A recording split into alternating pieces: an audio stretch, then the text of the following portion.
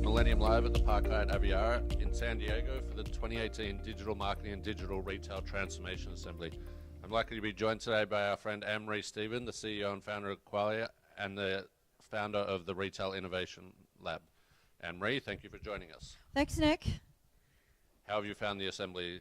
Oh my gosh, I have to say, I really enjoy what we've done here in the last day and a half. It is always a great experience. I've been fortunate enough to work with you guys now a couple of times, and I have to say, always a great experience, great quality crowd, great learning, and we have beautiful sunny weather, so what more could you ask for? It's pretty nice out here today.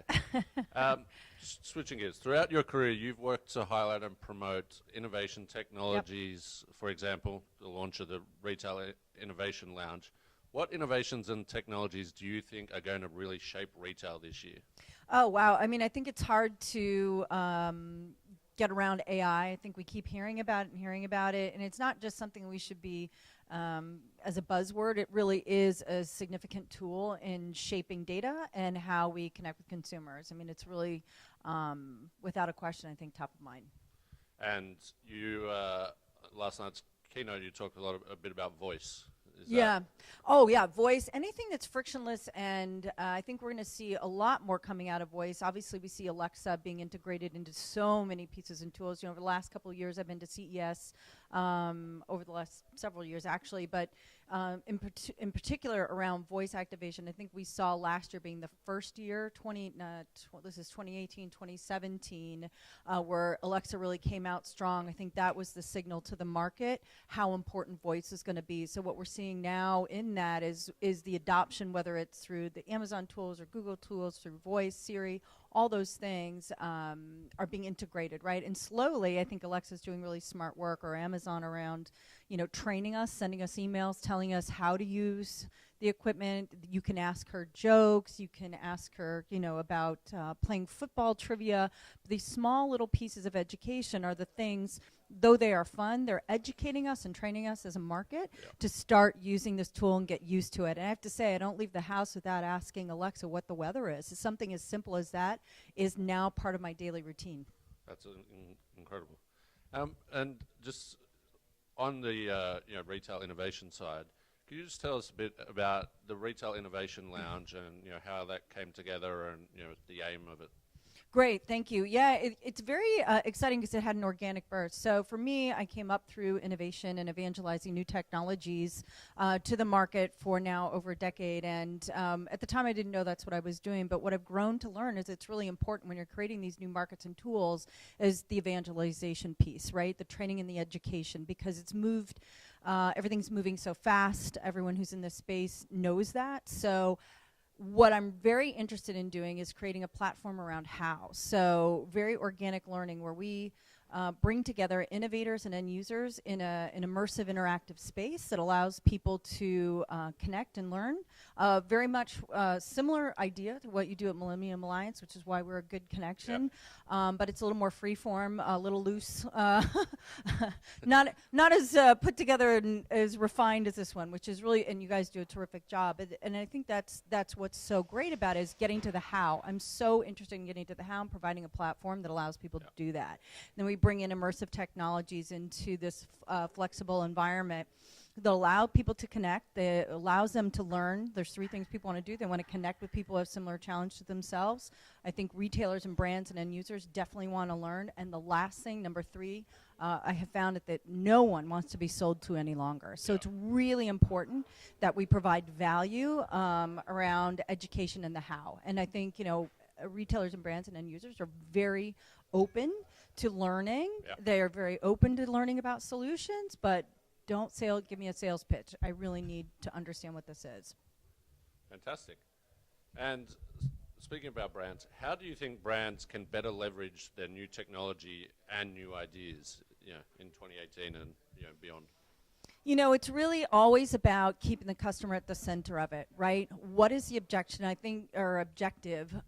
What we look at in the tech world, often we see so many, and I spend tons of time in innovation, which I love and I'm passionate about, but I like to call myself a practical futurist because I also was in retail before I got into tech, and it's got to serve a purpose, right? So I don't have anything, I love robots. Who doesn't love robots or VR or AR? But I think what's important, it has to matter to the customer and it has to matter to your brand. So the most important thing is who is your customer? And the second thing is a brand or retailer, your story has to be elevated beyond your product or service. You have to have an identity about what you're about. And I think most brands and retailers are being challenged in this arena right now to really define who they are. What do you mean? Right? And then when you define what you are, your people are going to follow with you and you're going to resonate with those people who have similar interests and similar values.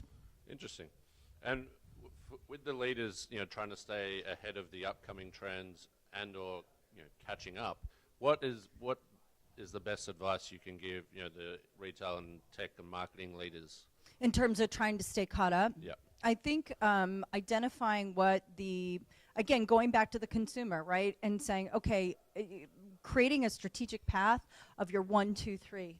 What are your objectives? Map them out. I like to do things in threes, like simple bites of the apple that you can achieve, right? Things that are doable and achievable that you can measure and successfully execute, right? Because things take time. You have to do, buy-in from multiple lines of business. You have to then source the tools and partners and technologies, and then you have to, test it and pilot it and execute it. All of that is a time and process. So if we have can define what we're trying to do in maybe just three data points that we want to define, I think that's a great way to start. So simplifying it a little bit. Simplify and clarify, and really try not to overthink it, right? It's what's always going to be best for the customer, getting as close to the customer as we can, right? And also making it as fluid and seamless and as easy as possible, taking out every possible friction point along the way. So I always use myself as I am the use case. I am that test customer. So I don't like to do anything that's hard, right? What eliminates what eliminates steps, eliminates time, makes me not responsible. What is just easy and fluid, right? Yeah. So last night we were lucky enough to have you in our gala dinner keynote with Brendan from Forrester and Andy with the AMA. You guys were talking about personalization 2.0. Yes. When or are we already at personalization 3.0 and individualization?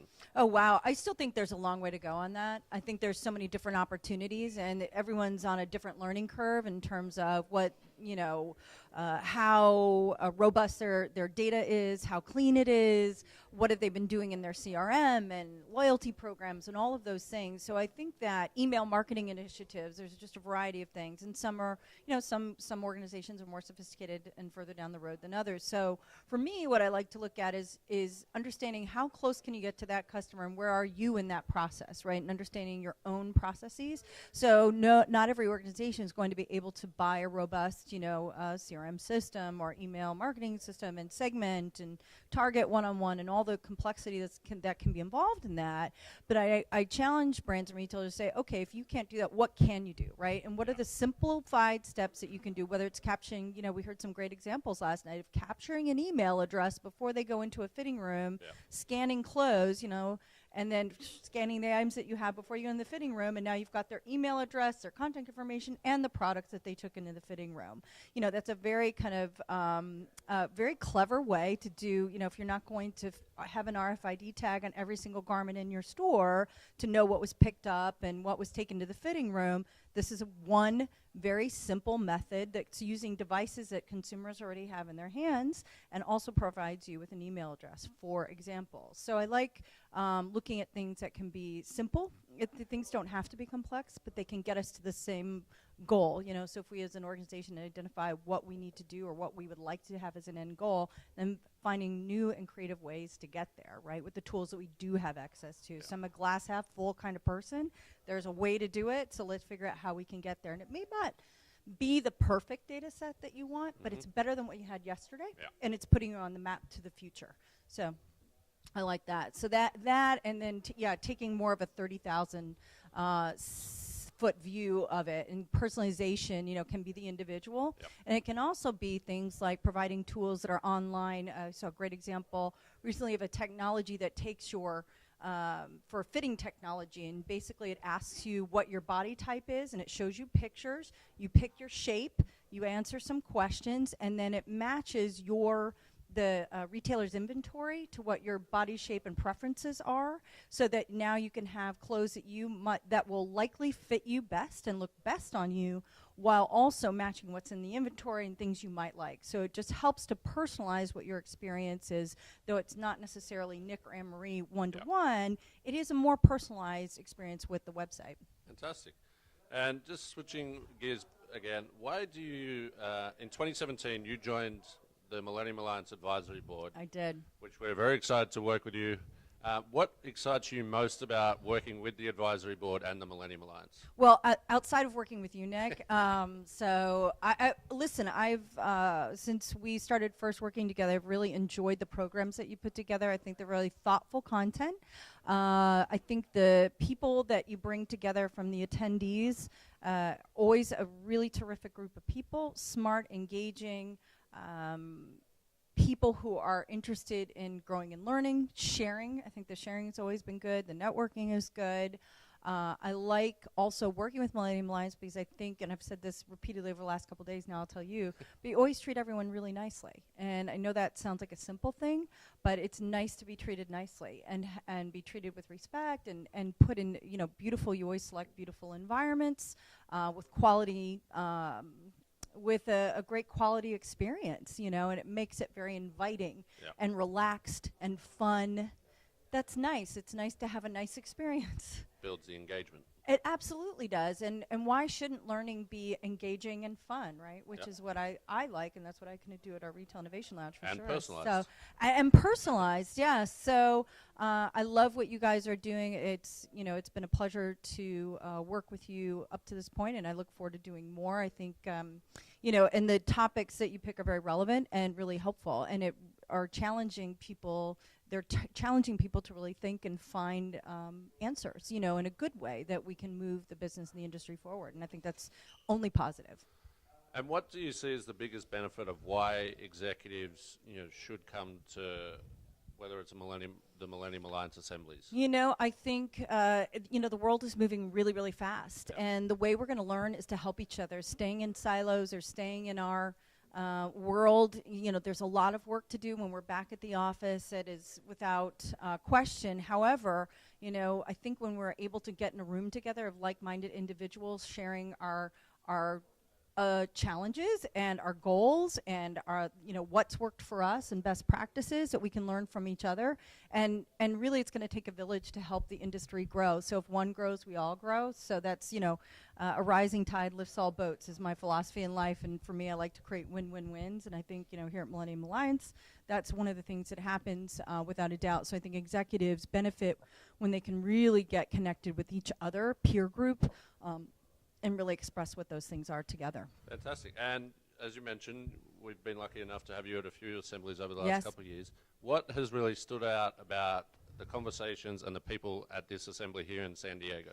Oh, I think, the level and caliber of the talent here is, you get very high level executives and that are open to sharing and learning. They share the challenges that they have. I think that this environment is a relaxed atmosphere where people feel comfortable to share and connect with other people. And also, too, you get a nice mix that invites people from complementary industries that cover basically consumer-related, so you can draw in some of the best practices that are from connected industries, maybe not identical, but certainly all consumer-driven. And I think there's huge value in that.